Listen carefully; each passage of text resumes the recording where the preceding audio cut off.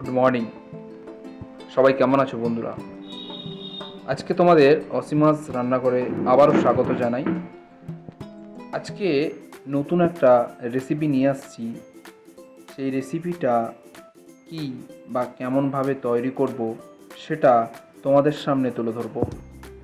অবশ্যই তোমরাও আমার সঙ্গে থাকবে এবং চ্যানেলটাকে সাবস্ক্রাইব করে দিও। প্রথমে একটা বাটিকে করে কিছু খাসি মাংস এবং তার সঙ্গে পেঁয়াজ কুচি কুচি করে রাখা, তার সাথে রসুন বাটা, আদা কুচি, টমেটো কুচি, কাঁচা লঙ্কা, সামান্য চিনি, পরিমাণ মতো লবণ, স্বাদ মতো, সামান্য হলুদ গুঁড়ো, লঙ্কা গুঁড়ো, গোলমরিচ গুঁড়ো পরিমাণ মতো এবং কিছুটা সর্ষে তেল দিয়ে ভালো করে আমরা মিক্সড করে নেব। ভালো করে মাখিয়ে নিচ্ছি যাতে মাংসের মধ্যে মশলাগুলো ঠিকঠাকভাবে ঢোকে, যাতে খেতে সুস্বাদু হয়, খুব ভালো লাগে। তোমরা সবাই বাড়িতে বানাবে।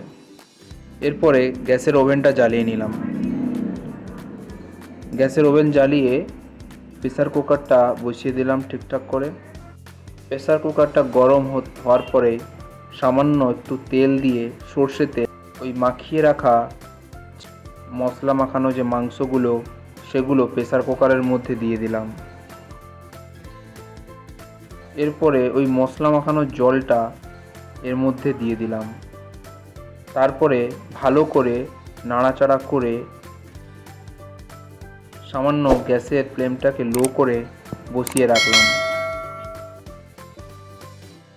বা কিছুক্ষণ ওই প্রেসার কুকারের চাপা দিয়ে আবারও চাপা খুলে কিছু পরিমাণ আলু কেটে রাখা সেগুলো দিয়ে দিলাম এবং তারপরে নাড়তে শুরু করলাম। ভালো করে নাড়ানোর পর আবারও ঢাকা দিয়ে আবারও কষিয়ে আবারও চাপা দিয়ে দিলাম। এর মধ্যে এইরকম 2-3 বার 4 বার জাস্ট দেখতে হবে যে নিচে লেগে যাচ্ছে নাকি। এরপরে আমাদের মশলা কষানো হয়ে গেছে, আলু সিদ্ধ হয়ে গেছে এবং মশলাটা মাংসের মধ্যে ভালোভাবে মিশে গেছে। এরপরে ওই প্রেসার কুকারের মধ্যেই পরিমাণ মতো জল দিয়ে আবারও নাড়াচাড়া করে ভালো করে চাপা দিয়ে আবারও প্রায় 30 মিনিট প্রেসার কুকারের চাপা বন্ধ করে রাখলাম। এরপরে প্রেসার কুকারের চাপা অন করে দেখলাম যে এরকম কালার এসেছে। তো প্লিজ চ্যানেলটাকে সাবস্ক্রাইব করে বেল বাটন ক্লিক করুন। Thank you.